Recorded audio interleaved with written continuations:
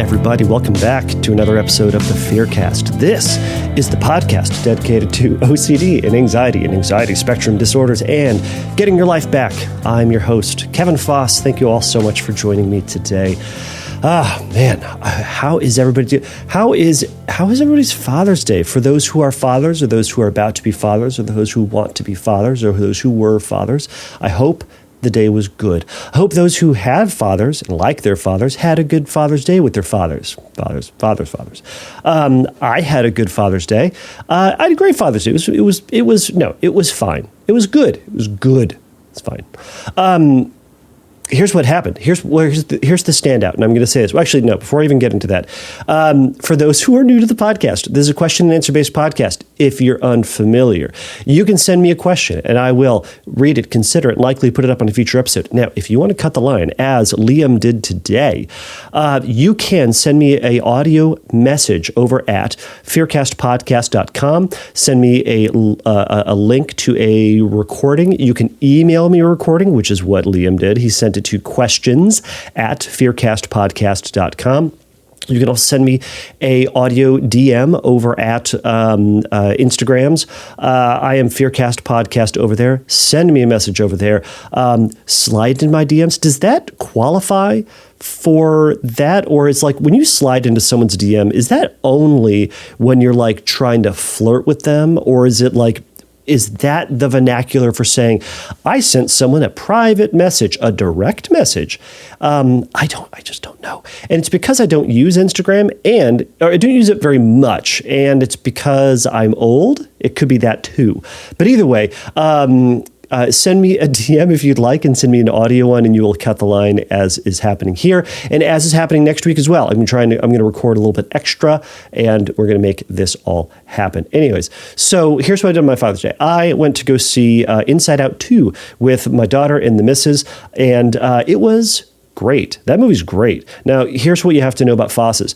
Our description of things is minimal. Our exuberance for anything, pretty much anything, is minimal. So like if someone were to say like, hey, Kevin, what's your favorite movie? I'd be like, Shawshank Redemption. I'd be like, what do you think about it? I'd be like, it's good.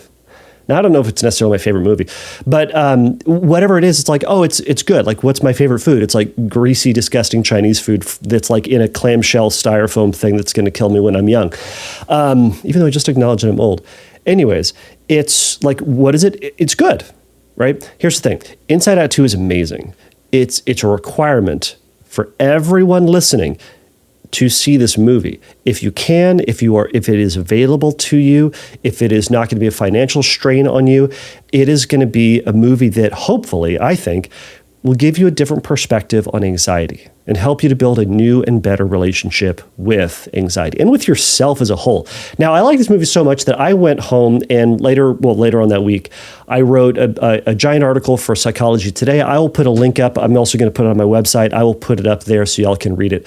It's just my argument on why everyone should see this, especially for those with anxiety. So hopefully, I anticipate everybody listening to this, it's great. So I'm not going to spoil it. The article spoils a little bit, but either way, go see it. All right. That's all I'm going to say about that because I want to get to this question. So Liam sent me a question. He recorded it. He sent it over to me.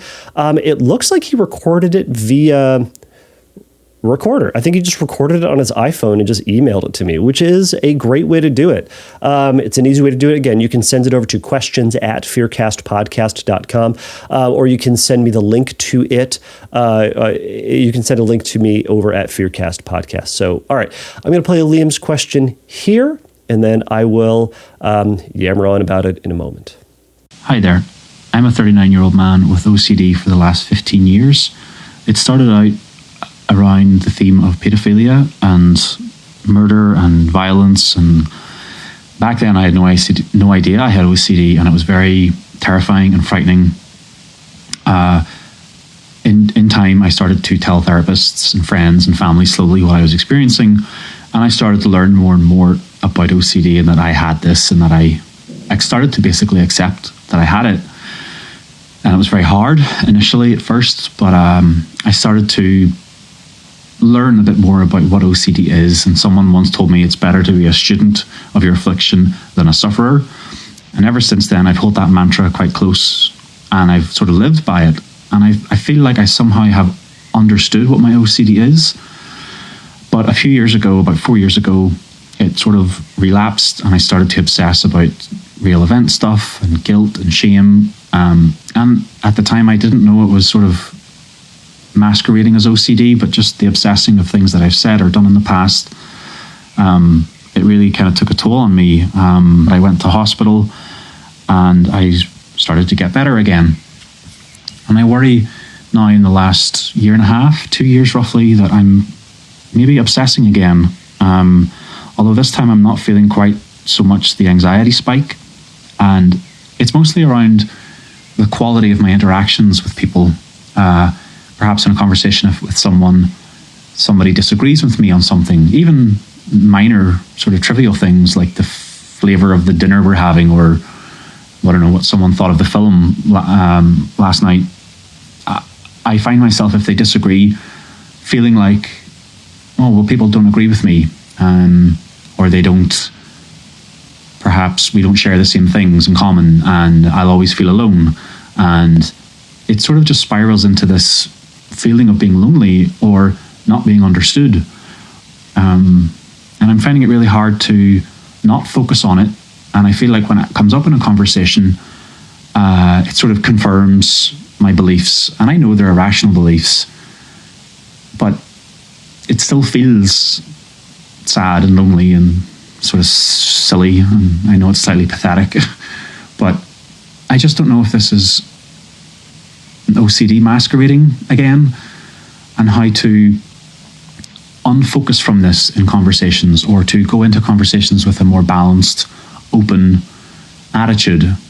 And I know logically I could enter it with less trepidation that it will happen, but I just don't know how to, if it does happen, which it will happen and always happen in conversations, not everybody can agree with me, how to not let it bother me so much, because I feel like it's on the same wavelength as OCD. Thanks. All right, Liam, great question. I really appreciate you sending this in. So I was kind of torn in how to answer this, in the sense of, you emailed an anxiety OCD guy, and so presumably I'm going to answer this from an OCD and anxiety perspective, which is on par, sounds on brand with what I might do.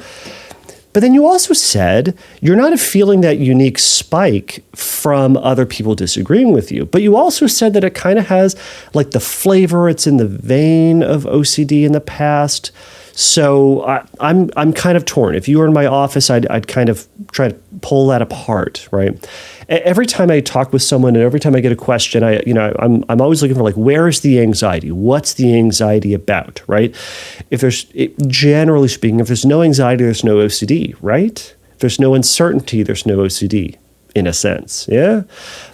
So it can kind of go a couple of different ways. Now, it doesn't mean that there's no overlap between a couple of things. It doesn't mean that the fact that people don't agree with you, or that people do in fact disagree with you, doesn't make you anxious. Maybe the idea of it and the symbolism or the meaning behind it, or the potential consequences and results of it, that is what makes you feel anxious. But again, you said, I don't feel that anxious spike, which again, more conversations need to happen.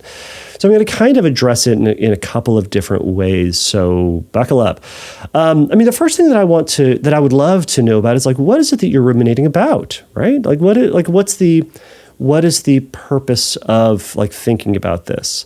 Is it like that you're going to be alone forever, that no one understands you, no one ever will understand you, that you're going to live a life kind of in isolation away from everybody else? Is it that you have so many unpopular, unreasonable ideas that, everyone just thinks that you're a nitwit, or some other, fantastic slang that you might use? What is that story?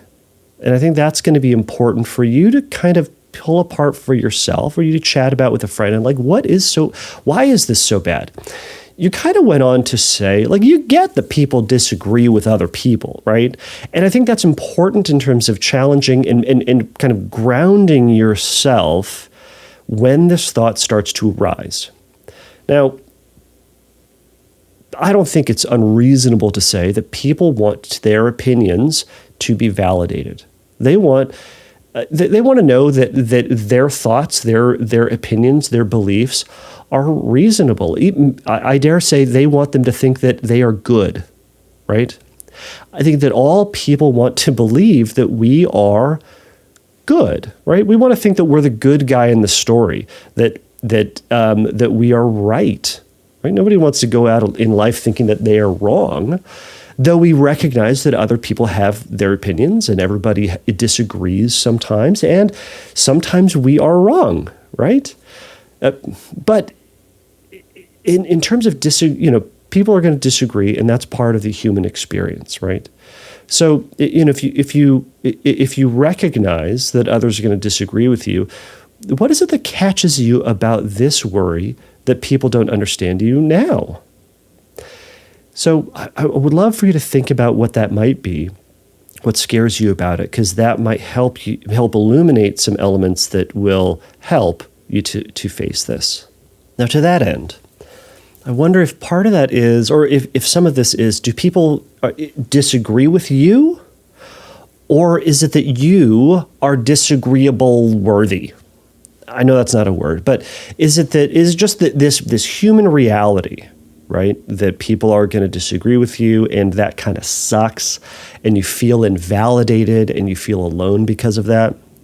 Or has it started to kind of move into this core belief that you have about yourself and who you are, and similarly, what's to be expected from life? Because those are two different things, right?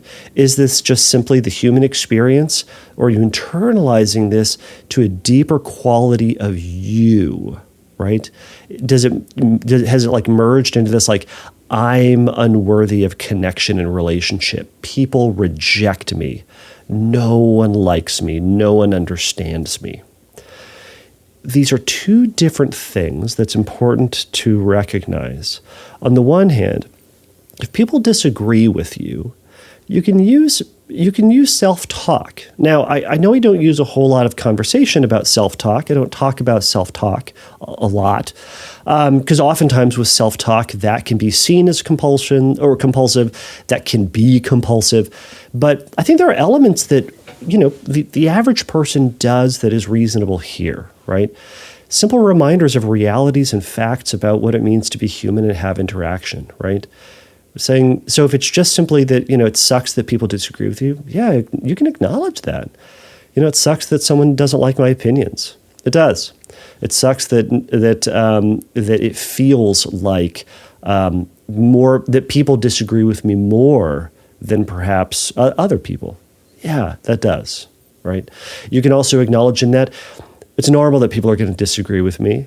And it may be, and we'll talk about this in a moment, it may be that some of your opinions are, off or extreme or different or more different. I don't necessarily know if they are. You didn't mention any one of them specifically. But but that's something to consider. All right, so shifting over then, or has it shifted into that like deeper like personal issue, right? If that's the case, I would love for you to start to catch yourself when it goes into that line of thinking, that core self. This is who I am.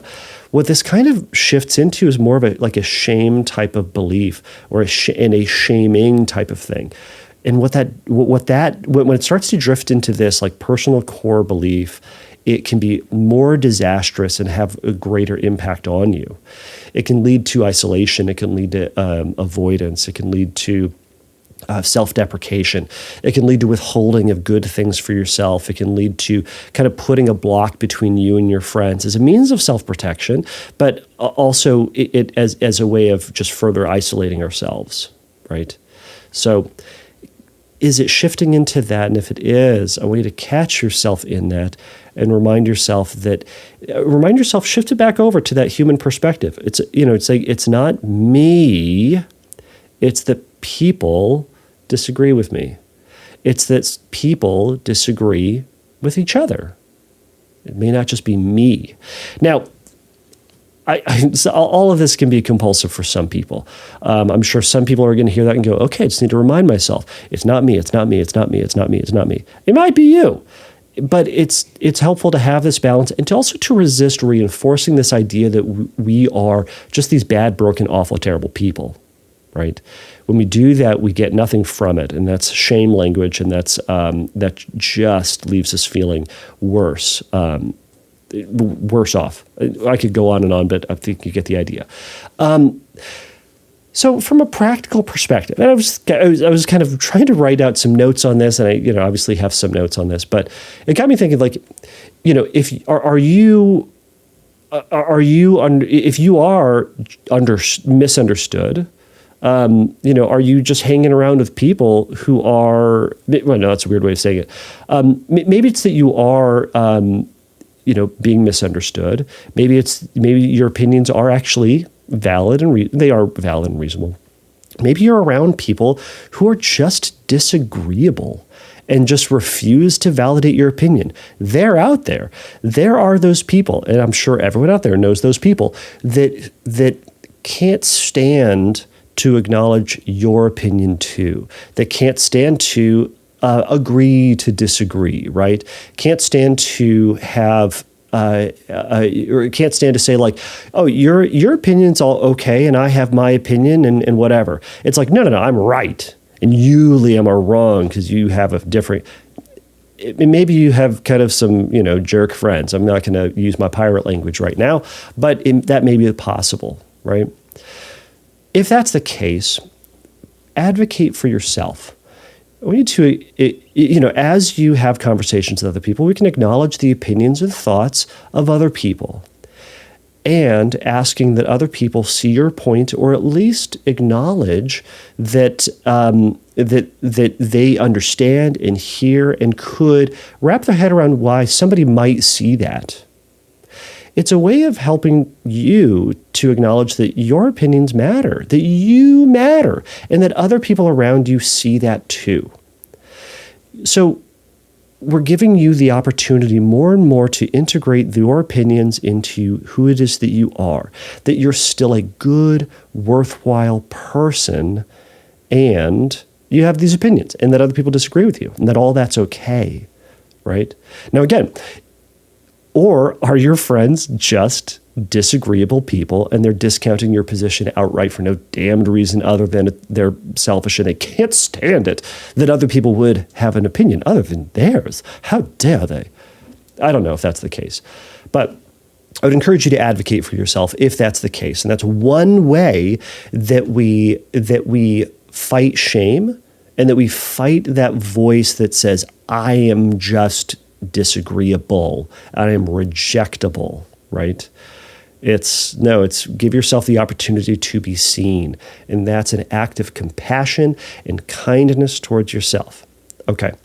So I'm also curious about how it is that you respond when this feeling happens, right? It sounds like there's certainly anticipation of what may happen, right? But does it result also in avoidance of like conversation or of going out? Does it result in shutting down, or of anger, depression, alcohol, or other drugs as a way of managing this? So being cautious and careful of what it is that you're doing.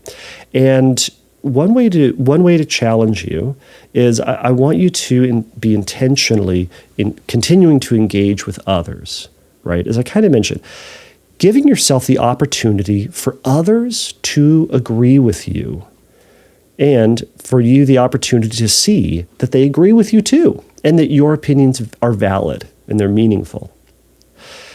When you give yourself this opportunity, it's again this sense of saying it's not that I'm bad, it's that other people do agree with me at times, and that they also disagree with me, and that all of that is okay, and that within that reality I am still okay and valid, and other people disagree with me. So I hope all of this is kind of making sense, but it can also help you to ground yourself then when that anticipation comes up of, oh man, I'm going to go into this conversation, or I'm going to go see this movie with my friends, and that they're going to disagree with me. I'm going to go see Inside Out, and I'm going to and I'm going to have this opinion, and everyone's going to think that I'm a big old weirdo about it. All right, we can say that is going to be okay, right? So. Another thing you can do is in that acknowledge the feelings that you get when it happens, and remind yourself that yucky feeling, that gross discomfort, that's also going to pass, right? Given time, given your willingness to let yourself shift in focus, shift in conversation, you can allow that thought to pass, and that's great. It always will, because it always has. Anyhow. But I'll tell you, when we continue to focus on that and we just hold that thought about other people disagree with me, my opinions are weird and bad, then we just press the refresh button on it every time, and we just hold on to it, and it's going to stay there longer and longer, right? By letting the reality that other people are going to disagree with you, you can anticipate it and then move through it and past it. Okay. Also, Liam, hold on to your values and maintain your opinions. Sometimes people, in anticipation of this or in reaction to a situation like this, may change what they believe and may try to change who they are to be more, quote, agreeable, to be more accepted. And what that's just going to do is make you feel more alone than you do now. It makes you feel it makes you feel that you're accepted, provided you're anything other than you. And so ultimately, you are not accepted. You are not seen and validated. You are rejecting you in an attempt to be accepted. Instead, you be you. Live in a world where your opinions are rejected or accepted based on what you actually believe, not what you think you should be. Okay. So, I also want to give you some exposures, all right? So now let's talk about this from an anxiety and OCD perspective, right? So we've talked about this in a bit as kind of challenging the legitimacy of this, having a grounding in reality of what it means to be human and have interactions, right? We've talked about this in terms of what the feared story might be and looking at the veracity of that, which you'll do. And we've also talked about this from kind of a shame perspective and trying to work towards integration and being kind with ourselves, that we're allowed to be this and that we are still good and acceptable people, and not buying into the nonsense of the shame voice that says that we are wrong and bad because of our opinions. We're now also going to step into this from an anxiety perspective. So I want you to go in and have conversations with other people. Now, first off, all of this is grounded in this reality. You have as much right to live in this world as anybody else does, right? I had a former colleague that was her favorite thing to say. You have as much right to live in this world as anybody else, and that's absolutely true. Even with your opinions, it doesn't mean that everyone's going to like them, and in fact, it's guaranteed that some people are going to disagree with them. But you have as much right to be in that world as anybody else does. So your exposure is, I want you to intentionally express your opinions and put yourself out there in a vulnerable position to let other people disagree with you. And you're going to let that feeling hit you. And you're going to acknowledge that they may or may not agree with you, but you're going to say, we'll see, right? You're going to go into a conversation anticipating they might disagree with you. They might agree with me as well. But we're going to see what happens. But I'm going to try to connect with people. I'm going to try to be present with them. Certainly, be that validating friend that you would like other people to be, but you would like to be for them too. Model that. And go in there and say, you know what, here's my opinion. Here's what I think about X, right? And you can even say, I know this might be a little bit of a compulsive caveat. You can say, this is my opinion, but blank. Right? I didn't really like the film, or I didn't like this aspect of it, or I really liked this aspect of it. Sometimes it's harder for us to express things we like rather than things that we don't like. Right? It's super easy and safer for us to say, oh, I didn't like this. It's tearing it down. I didn't like this thing, because it's less personal. Because if you say, I like this, oh, well, that's showing a desire. That's showing more of your value, more of your, personal thing. I'm failing for words right now. I don't know. I think that it's harder to say what you do like than what you don't, right? Maybe it's more you're showing someone a greater target for you and what you desire. I think that might be more of it. The other thing I want you to do, Liam, is I want you to intentionally share disagreeable opinions. So there's a subreddit on Reddit called Unpopular Opinions. Now, it varies in whether or not the thing that people are sharing are indeed unpopular, but I think it's great. It's people go up there and they're going to express their unpopular opinions. I think this or this thing, and it is upvoted by how unpopular it is, and that's where it gets a little weird. Some people upvote it because they agree with it and they think it's weird, or they just don't get the rules. Point is that we all have unpopular opinions, and I want you to share it. We're going to sit with then the feeling that others disagree with you. We're going to say this feeling of disagreeing is okay. It's uncomfortable, but it's safe. It's normal. You're leaning into the human experience. I want you to experience that. I want you to feel that. And let yourself have it. Let that feeling wash over you and through you and say, I can handle this. I can handle this discomfort because I'm strong, I'm capable, and I can embrace my humanity that other people might disagree with me. And we're also testing this. We're going to see if all your friends do leave you, right? This is more of kind of more along the lines of an inhibitory learning approach of saying, we're going to express this opinion. I want to see if everybody leaves me. I'm going to express this opinion. I'm going to see if everybody just abandons me. I want you to test it out. So when you go into a conversation, go into an interaction, hang out with friends, go to a new restaurant, see a movie, express an opinion about it. And we're going to see how many opinions do you have to share before they, in fact, say, Liam, we don't really want to be friends with you. We're kind of done with you. How many? We'll see. I'll share a couple right now. Number one, you know what's really good? I like Spam. Have you ever had Spam? Spam is this disgusting meat that comes in a can. I'm pretty sure they've stopped making it, but they still have cans that they sell just repackaged. They probably made it in the 1950s. It's disgusting conceptually.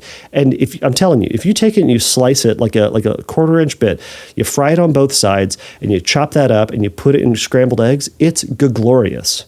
Try it out. It's unpopular. And I know some people are going to go, that's disgusting, Kevin. Yeah, it might be, but it's really good. It's really good. Try it out. What's another unpopular? Oh, here, this is one that is dividing, but it just reveals my age. I like that Dave Matthews Band, all right? Now, you can hate me for that. That's fine. And I'm going to quote Dave Matthews himself. If you don't like the music, I couldn't be more apologetic. I'm so sorry that you think that way. And if you like the music, you're right. So anyhow, those are my two unpopular opinions that I'm willing to share for right now, at least the ones that are on the top of my head. Now, some people I know are going to go, Spam's gross, Kevin's gross. Fine. Some people are going to say, Dave Matthews sucks. And you know what I'm going to say? Kinda. At times they do. You know the worst part about Dave Matthews is Dave Matthews fans. They're the worst. This band is not the best band that's ever been. Oh, I'll also say this. The Beatles, good. Not great. Good. Wrote some good songs, changed music. I'll give you that. They're good. There's a lot of other good music out there, especially of the era. But anyways, come fight me on this. Bring it on. All right. So, Liam, I want you to share some of those unpopular opinions and let people disagree with you. And no, you don't have to be a jerk about it. I was going to say something else. You don't have to be a jerk about it or be mean about it or spiteful to the people you know in the room, right? If you have a bunch of people, are of faith and you are not, you don't have to go in there and be like, God's not real and, it's all made up. Like, that's rude, right? Or the flip, if you're a Christian and, you have a bunch of atheist friends, you can go in there and say like, hey, you guys are idiots and I can't believe you don't believe something. I don't know, whatever the argument might be. Lean into it and wait and see. Do they all leave you? So, all right, Liam. Thank you so much for the question. I'm sorry you're having to struggle through this and get through it, but you know what? You can, and you'll survive this. And let yourself be human and refrain from beating yourself up or letting this internalize as I'm wrong and bad. Now, there are elements of this that you would see if you go see Inside Out 2. I'm just going to share it. But go live your life, Liam. You got this. Thank you so much for the question, and have a great day. Thank you for listening to the Fearcast. If you would like your question answered on a future episode, please click on the Submit a Question link at fearcastpodcast.com. If you would like your question answered sooner, please send me a recording of your question to questions@fearcastpodcast.com, or by sending me an audio message through Instagram by DMing me at fearcastpodcast on Instagram. If you like the Fearcast, please write a review on your podcast platform of choice. Please remember that the Fearcast is not a substitute for psychotherapy. If you need a little bit of help in your recovery, please go over to fearcastpodcast.com and click on the Find Help link, and there's going to be some information for you there. So until next time, take a risk, challenge yourself, and don't take your brain too seriously.